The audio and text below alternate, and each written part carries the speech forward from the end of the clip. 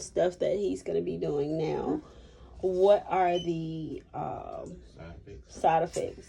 Yeah, so when you actually have your first day, you're going to get a book with a ton of stuff in it. What to watch for, what to expect. We'll go through the chemos, just kind of go through everything transplant related, what to eat, what not to eat, that kind of stuff. But the main side effects with the melphalan are it can be harsh on the GI tract. So it can cause nausea, diarrhea, and then the mouth sores.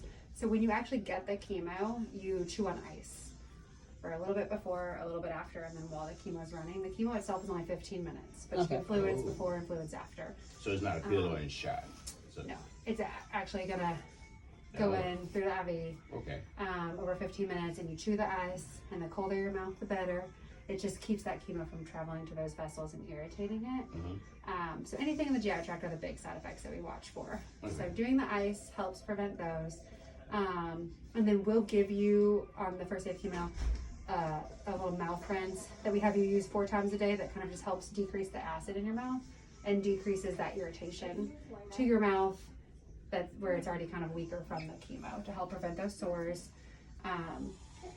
We give you nausea meds with the chemo, but then because this chemotherapy knocks your counts down so low to allow your cells to come back in and build back up, you have a period of time where your immune system is really compromised, and so your body can't fix that irritation that the chemo caused until those numbers start to come back. So you've got 10 or 12 days after the chemo where you're just at risk for infection because your immune system's low, but also that's when those GI tract symptoms can show up. So we teach you how to take your medications on a schedule, your nausea medicines, to make sure that you have something on board all around the clock so that you can eat and drink and take your meds. So we kind of help navigate. Everybody's different, but you follow kind of a similar trajectory. And so we're kind of like, okay, you're this day, so this is when you're going to start seeing this, and this is the change that we're going to make. Or you come in the morning and say, I started to notice this, and we're like, okay, that's expected. Here's what we're going to have you do now. So really, it's kind of day by day. We tell you what to change so that you're comfortable, can eat, drink, get up and move around, take your meds. Are you going to feel great the whole time? Probably not. It's chemo and it's hard chemo, but our goal is that you're eating and drinking and getting up and moving. You're allowed to take naps and rest and all of those sorts of things, but our hope for you and what we try to prevent is that you're not just laying in bed throwing up. That's not what we expect. That's not what we anticipate will happen. We help navigate it each day so that you don't feel that way. Okay. So it's good. I know he won't really be able to go into the gym at the hotel, but to get out and just walk around the hotel. Yeah, you can walk in the area around it outside. You know, it's so hot right now, so we just want you to make sure that you are hydrated. But if you find a time where there's not really anyone in the gym, maybe you can definitely go down there and do even just walk on the treadmill if they have that. Just put your mask on if there's people in there. But if it's full and crowded, we wouldn't want you to be down there. But okay, so he can go down to the gym. And just do some light walking. Just be careful. Start slow and kind of just go from there. He has his bicycle as well, stationary in the hotel room. So we brought that so he could actually you could do that. Ride his bike. So we got up and worked out the other day. Not yesterday, the day before yesterday.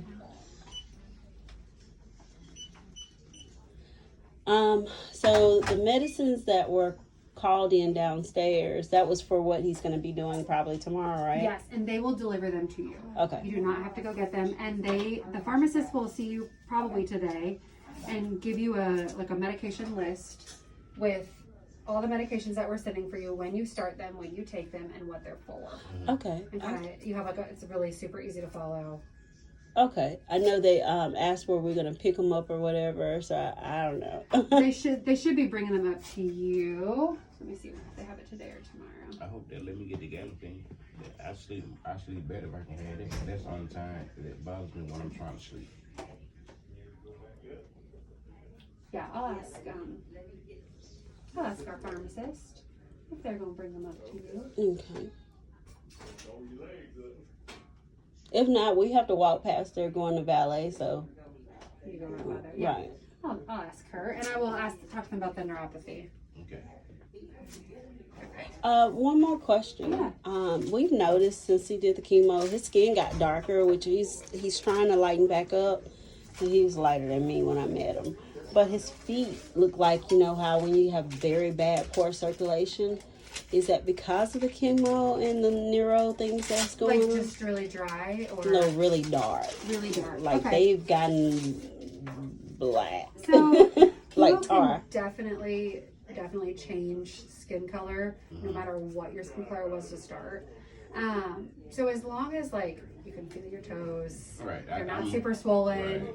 then I would assume that it is from It the is. chemo. It's definitely. There's no swelling, and I You're move like them. So walking fine and At first it was just the toes were getting black. Now the whole foot is black. okay. Since he's done like come Having more and started the rods and- actual stuff Yeah. with the bone growing and stuff. Yes. Okay, I have to do a COVID swab. Like last time, we're just gonna go right around the base. Okay. This is the last scheduled one. You ready? I guess so. Ready enough? This is the worst part.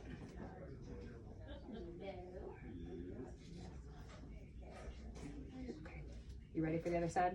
She looked like she went up a little further than the last girl. There you go. I'm just glad they don't do it like they used Up to. in the brain. Oh, yeah. Yeah, me too.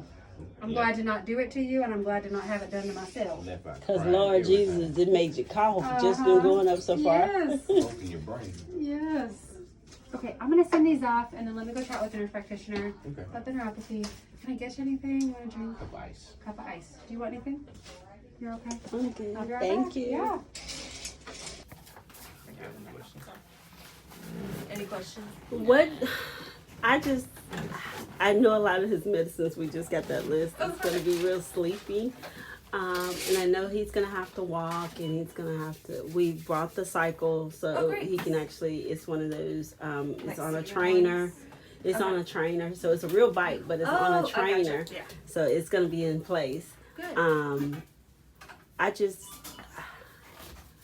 I don't know how he's done real well with all the medicines so Great. far doing this, but how do you She get seem him? nervous, don't she? How do you seem to like She wants to make sure you're doing expect good. as far as him wanting? Because I know he's gonna have some down days. Sorry. It's okay. Went down the wrong pipe. But so there will be some low days with it. Usually we'll have some warning that you're going to have a low day. Meaning the blood counts will be going down.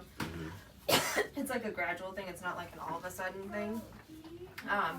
Most days I still want you walking around. I don't want to... Some people sometimes need a wheelchair to come in, but usually I don't like that. It makes me really worried about what else might be going on.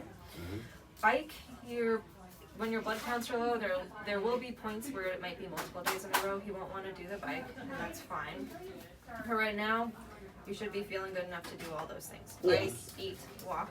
And then we just take it day by day. And keep asking us every day, but for the next, up until about a couple days after the stem cell infusion, people are pretty okay.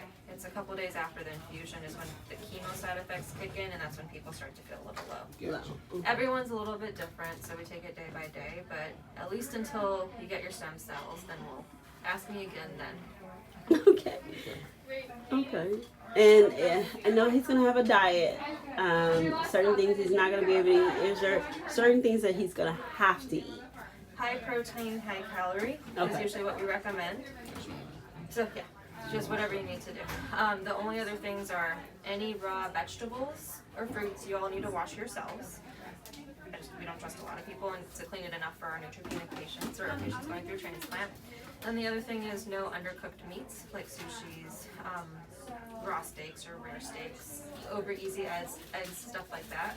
We want it all cooked thoroughly for you. I don't eat that. Yeah. Okay, perfect. So none of those are going to be an issue. But yeah, those are the big things with the diet. At some point, the dietitian will meet with you too and go over a little bit more of it. Yeah, where we're staying, we have a stovetop, no oven. Okay. I really like the ovens because you really cook like your chickens and stuff. You really cook.